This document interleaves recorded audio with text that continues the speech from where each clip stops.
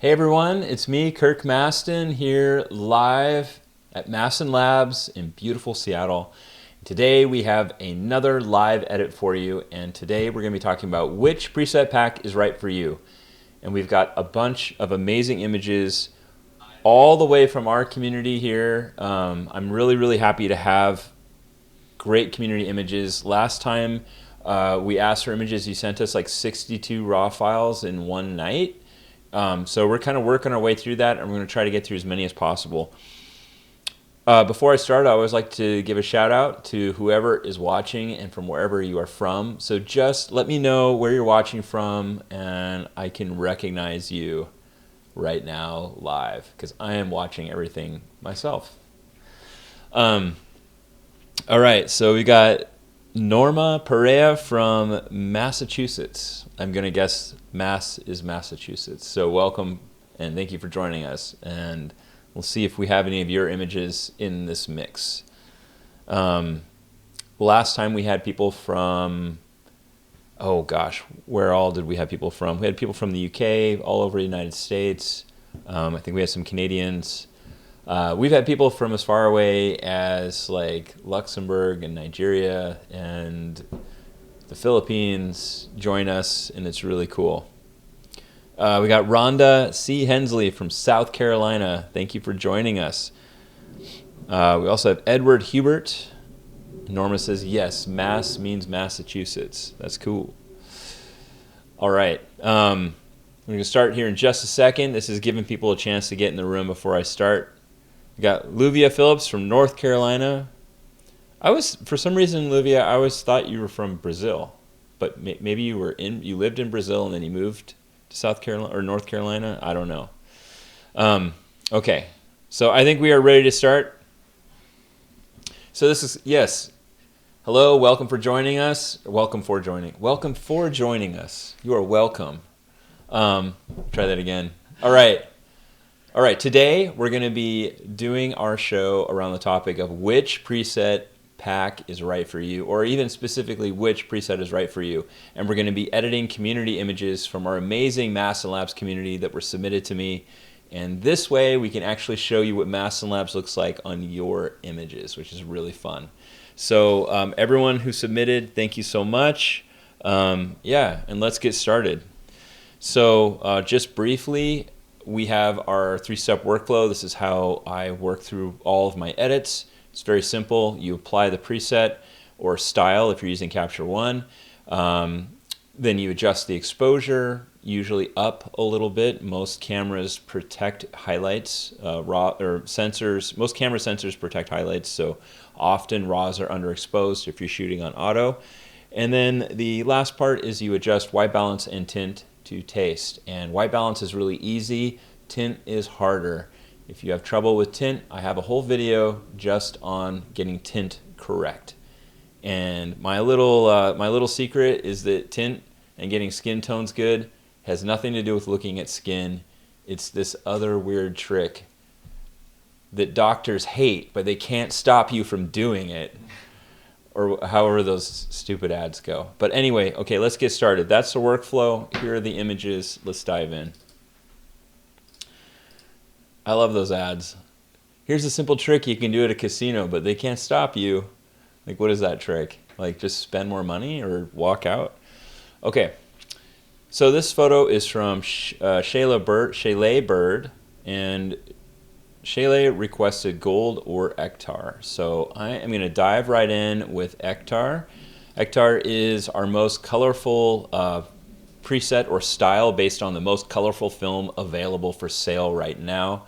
It's a film that Kodak released to kind of make up for lack of slide films in the market. Slide films are notoriously difficult to shoot because you can't get the exposure wrong. It's like shooting a JPEG, if you guys remember that back in the day. And then color negative film is like shooting a raw file, kind of. Like you have a little bit of room for error. So Ektar is like the colorful, like the most colorful look. And it looks fantastic with the right imagery. So I think, Chalet, you picked a really good choice for this image. There's a lot of really nice subtle color in here, and let's do it. So step one, we're going to choose Ektar. and that looks flippin' amazing. Maybe this is a one-step edit. I'm gonna actually interrupt myself and hit R because I can't stand crooked pictures, and I'm going to crop this in to 4:3. I've said this a billion thousand times. I just like this shape for vertical images because otherwise I think they're way too tall without kind of chopping the top off, and this is the shape of a magazine, so a magazine cover. So just imagine like all this text up in the sky. It'd be really cool. So here's the cover of Brides magazine, I guess. Okay, step 1 was Ektar. We applied it. Step 2, how does the exposure look? Well, let me hit the J key. Is there anything blown out? No, not a thing. So there's detail across the entire photo. I hit the J key because if you hit that, you turn on clipping. See these little boxes up here in the corner? They turned on. So if you were to have anything blow out into pure white, it would turn red. And if you were to have anything be pure black, it would turn bright blue. It looks kind of insane in this example, but that's what clipping does. So I hit the J key, checked for any lack of information, either highlights or shadows. Everything checks out. It's good. Nothing is sus in this photo. I'm not using that right, am I? I've played Among Us like 3 times. I don't even understand what's happening. And then I'm always the one thrown out of the airlock. And I'm like, it wasn't me. I'm just like fixing this panel. But whatever. Okay. So we applied Ektar. Looks good. Exposure, I don't really want to touch it. Maybe down just a tiny bit. And then white balance and tint. Her skin looks absolutely perfectly balanced. Everything looks balanced. I'm not going to touch it. And there is your before and after. And that was like 2 adjustments if you don't count the cropping and straightening. But shouldn't count that. That doesn't count. But thank you, Chalet Bird, for sending this. I wanted to show one alternative look for this, because back in my wedding glory years, the glorious peak of my wedding photography, I did a lot of light and airy photography, and I used Fuji 400H, and I think it would look really nice on this photo as an alternative. I don't know. These days, I love Ektar too. Like if I could pick 2 or 3 looks to roll with forever, it would be like Ektar, Fuji 400H, and then maybe Acros from the Fuji Everyday Pack. But yeah, I love those ones. Okay, anyway. Okay, little disclaimer. Once you've seen Ektar, everything else looks like it's turned down to 0, but it's not. So I usually do it the other way around, like the color looks turned down to 0, but here's Fuji 400H. And in fact, I'm going to warm it up just a little bit and do a super duper light and airy edit for you. We can just look at both. So Fuji 400H, adjusted temperature a little bit warmer. Fuji is a cooler film than Ektar. Ektar has a natural kind of resting white balance that's very warm. And then I'm going to do all soft, which is a tone profile, which evens out the highlights and shadows. It brings in highlight detail and brings out shadow detail if you use all soft. And there's tons of variations in here. You can actually make it more contrasty, or you could work on just the highlights or just the shadows. But I'm doing all soft to make it super light and airy and ethereal. And after adding all soft, I'm going to look at exposure again and maybe increase it just a little bit. And that is my light and airy version of this photo. And now you can see 2 completely different looks. So on the left, we've got Ektar from the Adventure Everyday Pack, which is like really vibrant and bold and colorful. And on the right, we've got that very soft pastel, light and airy look from Fuji 400H, and that is from the Fuji Color Original Pack. So let me know in the comments which one you like more. I'm always very curious. These 2 looks represent some of our most popular looks in our 60,000 person community for wedding photography, at least primarily in the United States. I think in Europe it goes more dark and moody in general, Think like Iceland kind of style. But here, these are the two very popular looks like in California or Florida. So I hope that's helpful. All right, shall we move on? Or wait, let me see if we got any choices here on which one you like more. Boop. Okay. Well, I'll look later, but you guys let me know. Just comment either Ektar or Fuji 400H when you see this part. It's a little delayed on my phone, and I would just like to know which one you like more. All right, let's move on. This image is by Abigail Brower. There's a fantastic beer bar in Seattle called Brower's, by the way. So maybe you're related. I don't know. Abigail Brower sent this in. She wanted portrait. I'm not sure which portrait, so I'll just pick one. And before we even start, I've got clipping turned on. See these like little red spots here and back here? If I hit J, they disappear. But what they're doing is they're showing me that there is no information there. These are sometimes called specular highlights. So if you are unfortunate enough to go to photography school, you will learn what a specular highlight is. And it's so unimportant because it has nothing to do with art. But it's just basically a piercingly bright, no information white spot on a photo. It's usually like if something's made of metal and there's like the sun reflecting in it, that would be a specular highlight. Or like, you know, off of water, just like pure nuclear fire of the sun reflected back at you. But we may be able to bring in some of that detail once we apply portrait. There's some lens flare too. You'll notice that there is no real definite black point in this boy's hair or up in here, and that's because there's a little bit of light cutting across the front of the lens from this backlit situation. We can fix that with one of the tone profiles if we want. So with all that build up, let's do it. All right, so we got Portrait Original. Portrait 160 is the subdued, very low saturation, low contrast portrait of the Portrait family. Portrait 400 is more vibrant and warm, and Portrait 800 is a little more contrasty and a little more colorful than 800. So they kind of go up in a scale. I think this image is like very cheerful, so I'm probably going to do Portrait 800 and then work on the exposure. I think the midtones are in pretty much the right spot. So the midtones are like the bulk of the information in the photo. I think they're in the right zone of exposure. And now we can kind of figure out our highlights and shadows and dial that in. So, but first, we're going to do step 3, which is the color correction. So this image is too cool. I'm going to warm it up a little bit.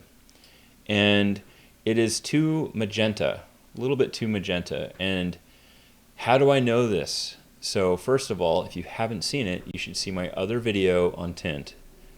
It will change your life. But I am looking around, I'm doing a little tour around the photo to see if there's any kind of global magenta or green. And where am I looking? I'm looking in like these neutral areas, or like her jeans and her sweatshirt and all that. A little bit at their skin, but really mostly down in here. And I would say it's a little bit too magenta. So I'm going to just take the tint slider and go up. Well, maybe that was too far. So I went from +5, let's just go down to 0. And that looks better. So this is before, this is after. It's very, very minute. I might even go a little bit more green. Like -2. -2. Okay. All right. And maybe warm it up just a tad more. So, and that's the basic edit. That is the basic edit. Just 3 steps. Did I do any extras? No, I didn't. Okay. That's it. Basic 3-step edit. Let's talk about tone profiles again for a second. So that little section down here, that comes from the Fuji Frontier SP3000 scanner that we use to make all of our film models from real film that we then make into presets and styles. And it has some very special tools in the scanner that are made for these situations. And by these situations, I mean haze, backlit, like where there's a person is silhouetted, really harsh lighting, or lighting that's a little too mellow. You can fix that with a tone profile, or you can adjust it. So there's a little bit of haze in this photo. You can decrease the haze in a natural way without breaking the look of film by using something like all hard.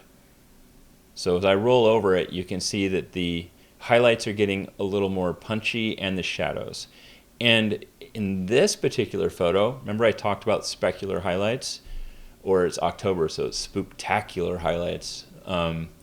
It's a terrible joke. I'll take that back. Because of the specular highlights, I'm not going to do all hard. I'm just going to do shadow hard. I'm just going to make the shadows deeper. So just like that. And that is my final edit. So up until this point, this will look like the exact same. It'll be the exact same look if you were to have shot this on Portra 800 in the exact same situation and then scanned it and then used shadow hard. You would have a match. You can go beyond this if you want. You can do other things. You can go crazy. But if you go beyond this point, whether it matters to you or not, it will no longer line up with film.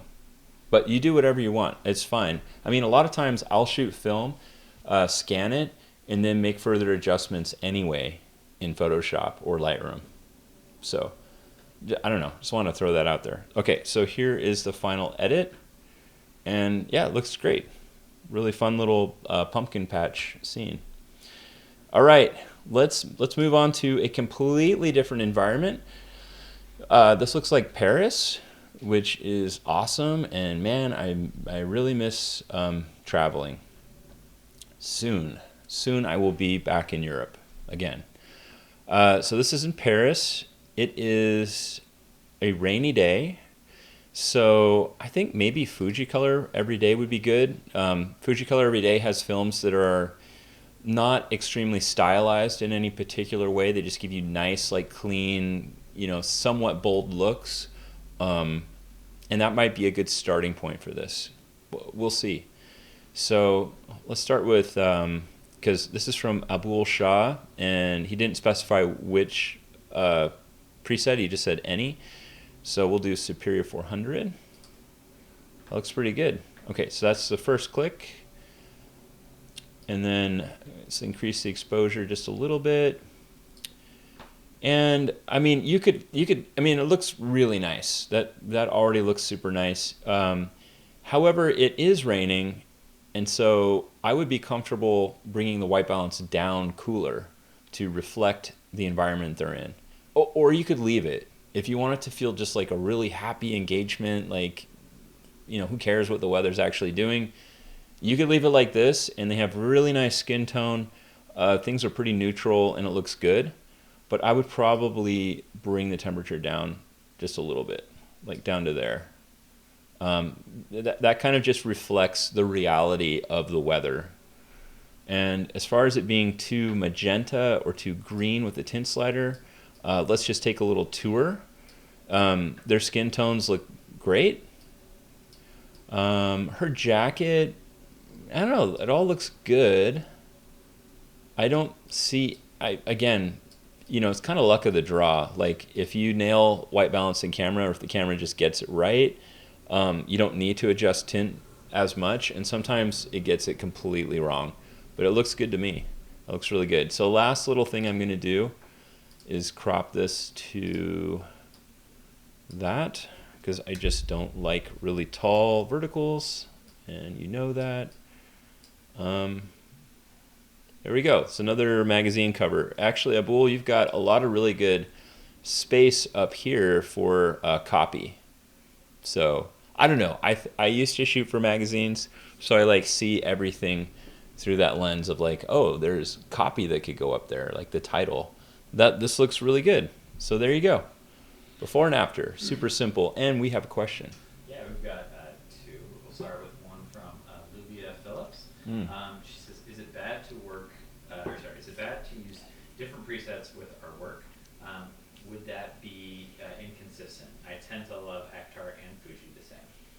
Okay, so Luvia asks, is it bad to like mix preset, like different looks?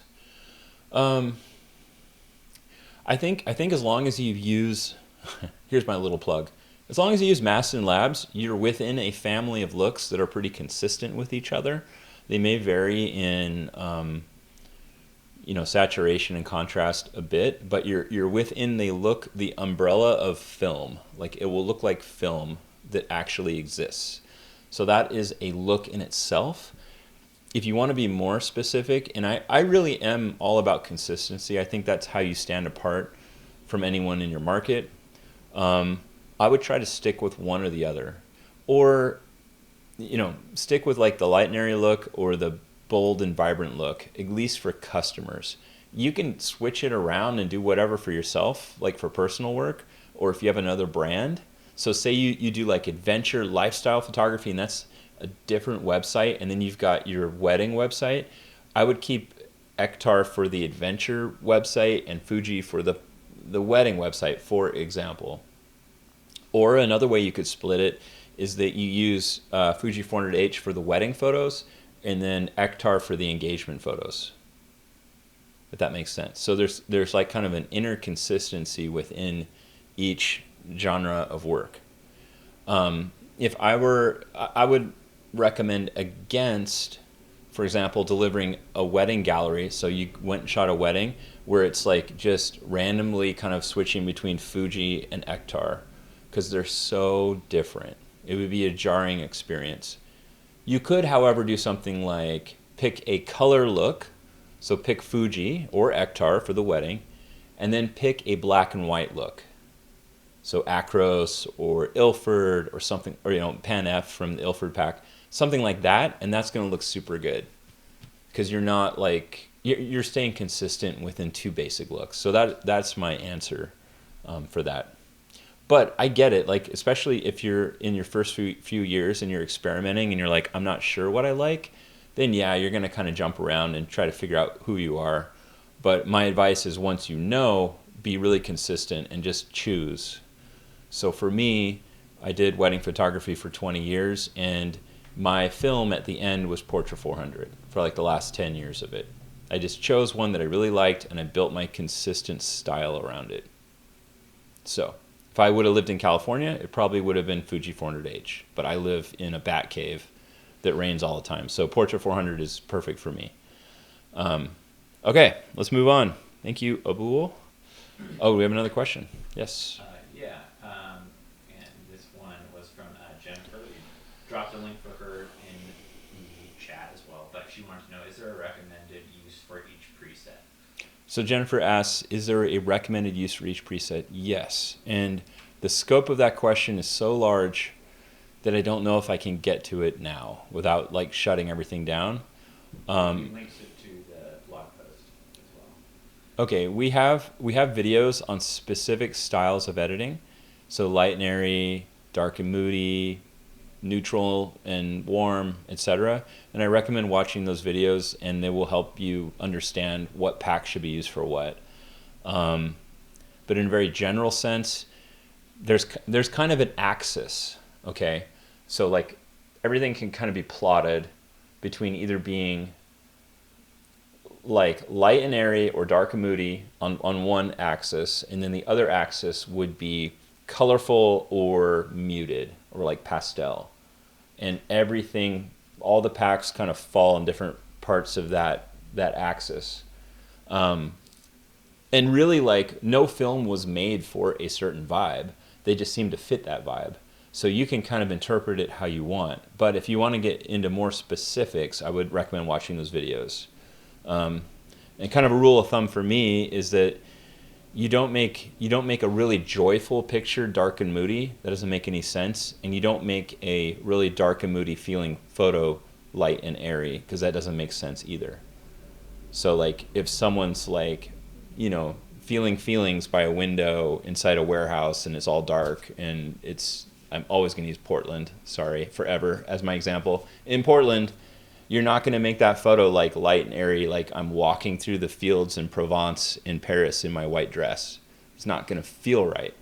You're going to use dark and moody on that. and vice versa. If you got the person in the flowy white dress in Provence, you're not gonna like throw like the most dark and moody, you know, look on it because it doesn't make any sense. So I hope that helps. But watch the other videos. That's what I recommend. One more question. Yes. This is from Kristen Cooper. It says, does shooting in Kelvin help with presets, or does it not matter since you're shooting raw? Kristen Cooper asks, does shooting in Kelvin help with the presets? It doesn't matter because you are shooting in RAW. It doesn't matter. I just find that, you want to know my trick? Because people get so wound up about Kelvin, and it's crazy because it doesn't matter. Here's my trick. My one simple trick to losing belly fat is use daylight white balance in daylight and use tungsten white balance in tungsten.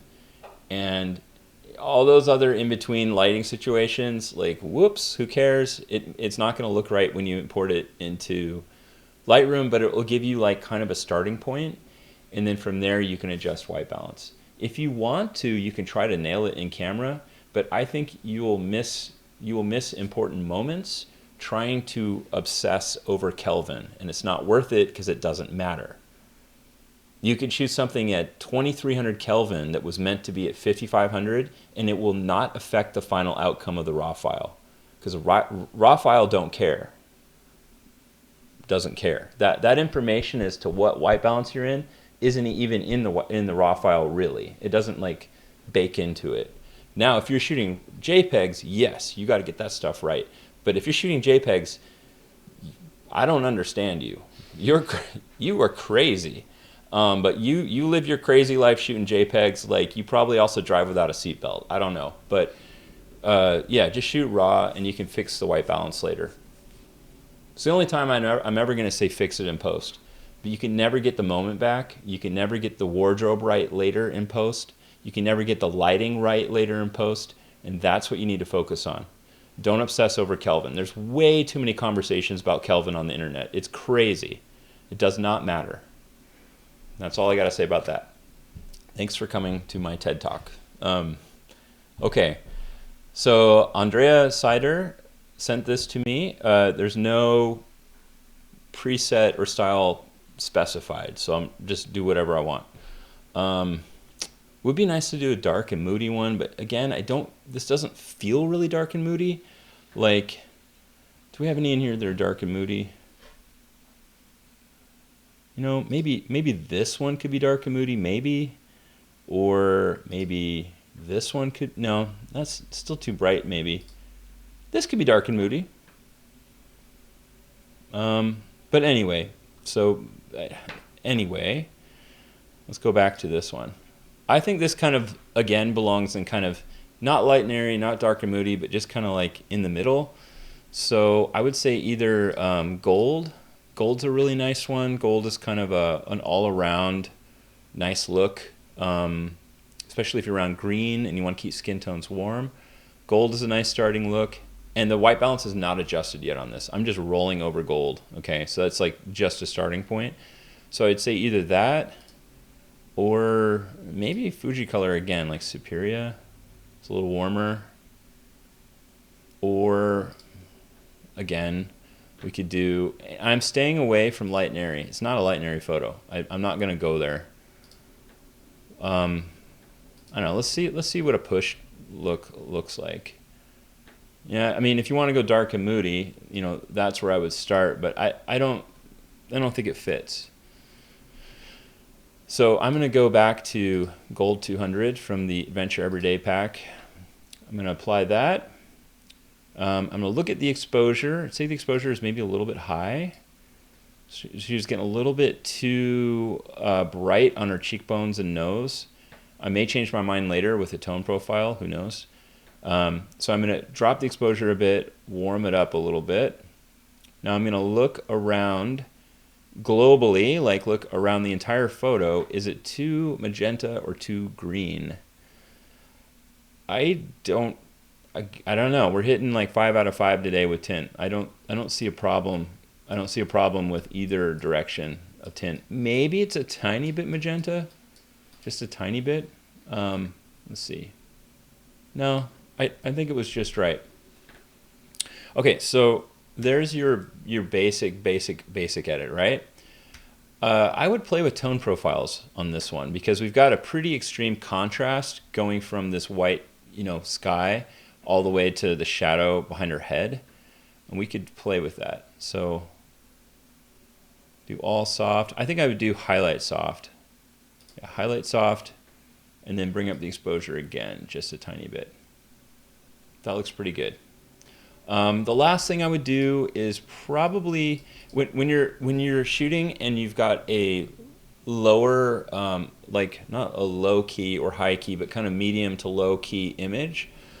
I recommend using a little bit of some skin smoothing tools, or to go into Photoshop once you're done.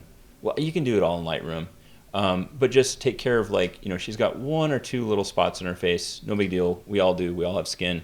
But that would be the last thing that I would do, would be to take that away, because it's a beautiful portrait. It's really nice. So that is what I would do with this image. A nice gold edit.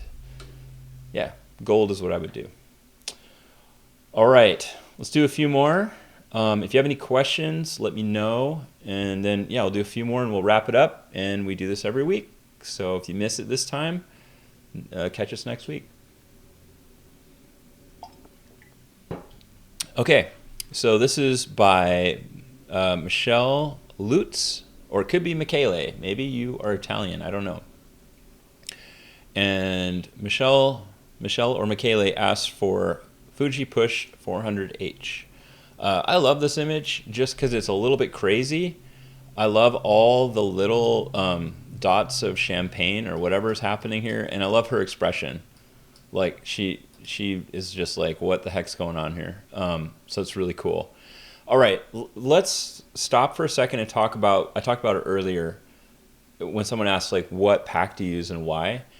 One thing I kind of do with every photo, and this is so 2020, but I kind of do like a vibe check on it. What is the vibe of this photo? Is it sad feelings, poetry time? Or is it like, what, I'm like going crazy and I'm really happy? Or is it kind of like, I'm kind of floating through a beautiful, like, marble castle and everything's like white and nice?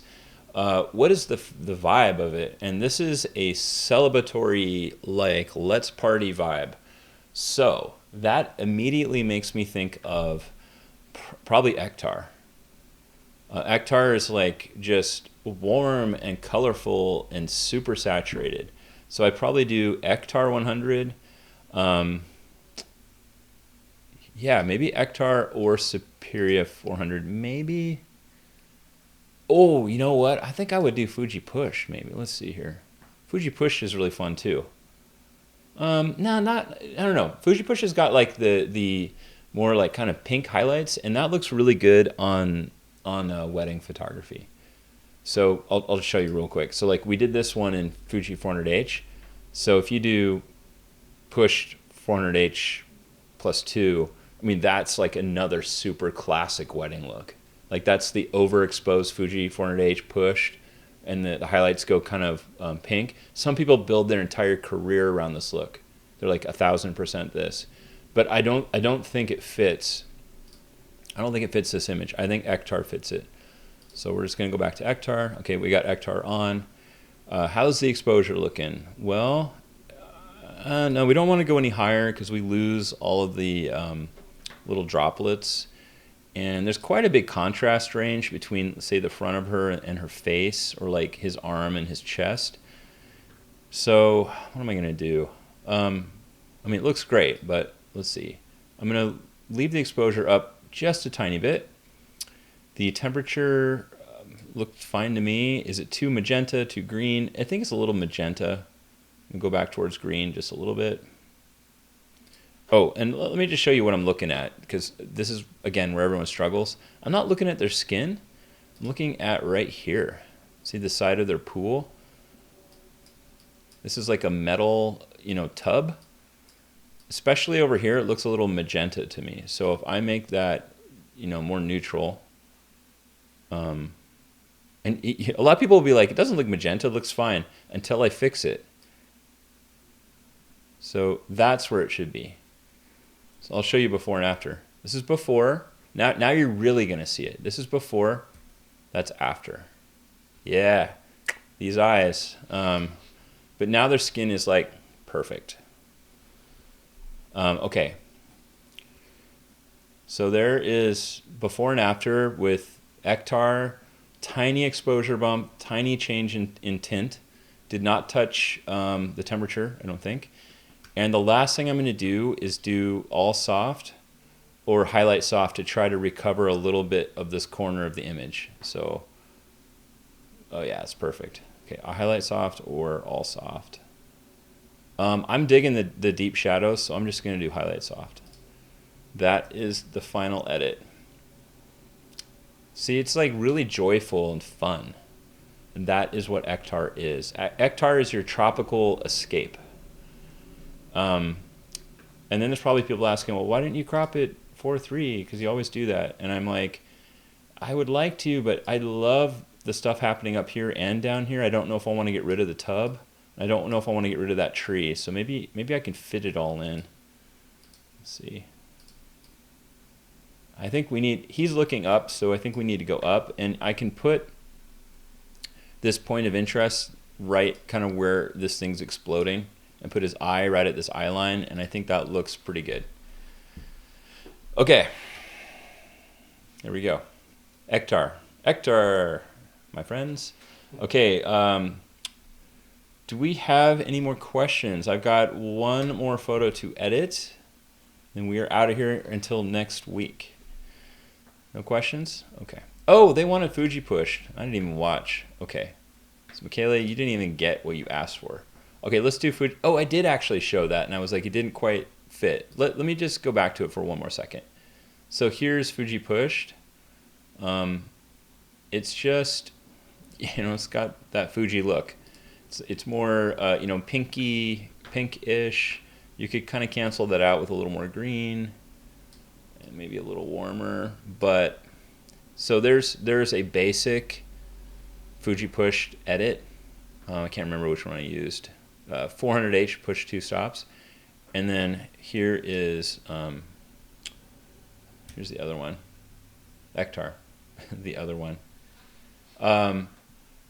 Ektar is on the right.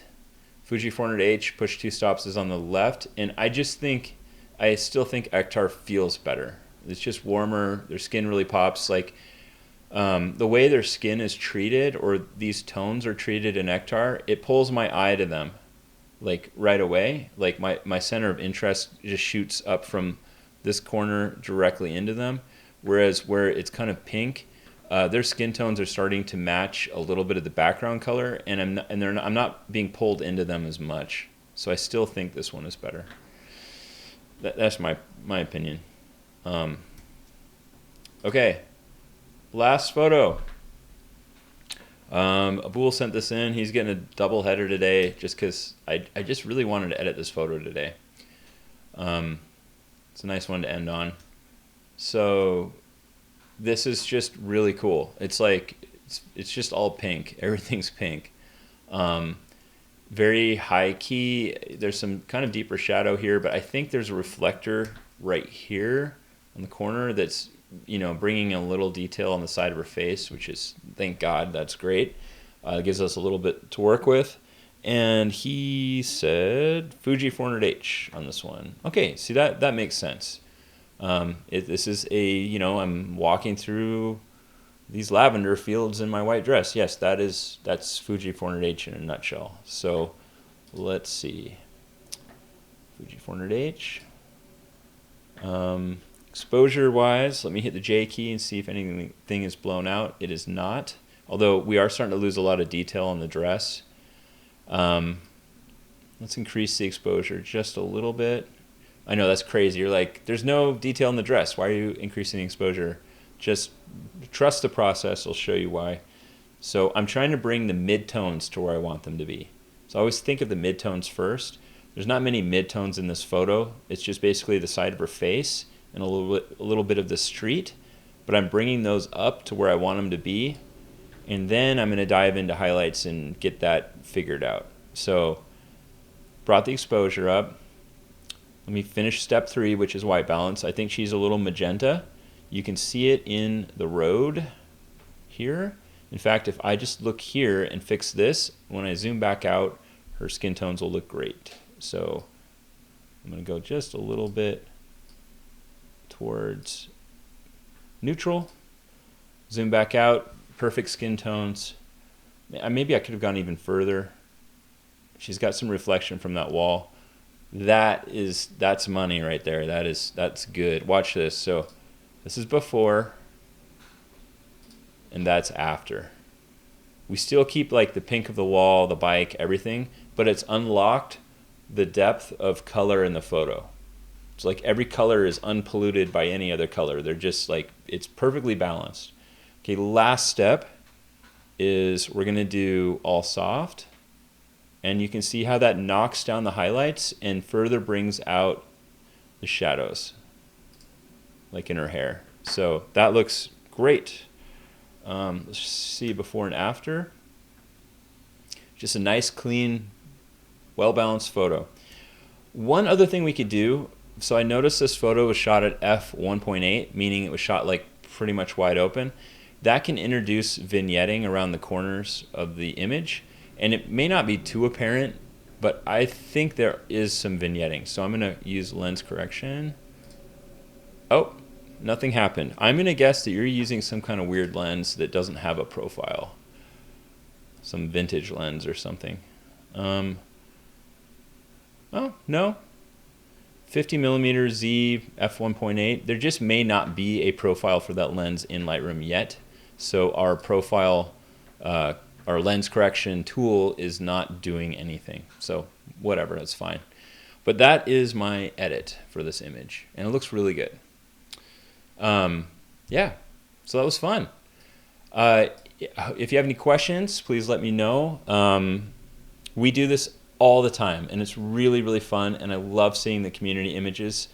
So community members, if you're watching this, please keep sending me images every week, and I will get through as many as possible. So you've done a great job, and it's always a pleasure.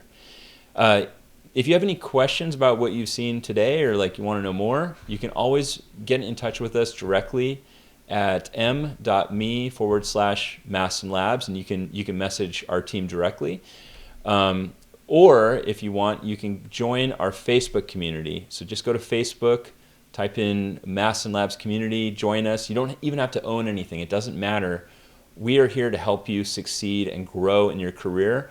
It's a very friendly community. We don't have any jerks. Jerks are kicked out, and I'm very proud of our community. It's huge, but it is super polite and helpful, and we have a very loving attitude towards each other, and it's great. It's a very rare thing in the photography world, I think, these days.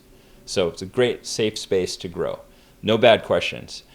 You can also drop in your raw files in the group using like a Dropbox link, and you will have like 15 different community members on average edit your photo with whatever preset you want, so you can see what it will look like on your work before you purchase. So it's kind of our test run for you, so you can see what it looks like. So I hope you enjoyed that. We have many more episodes to come. I don't know how many we're at now. We're probably well over 100.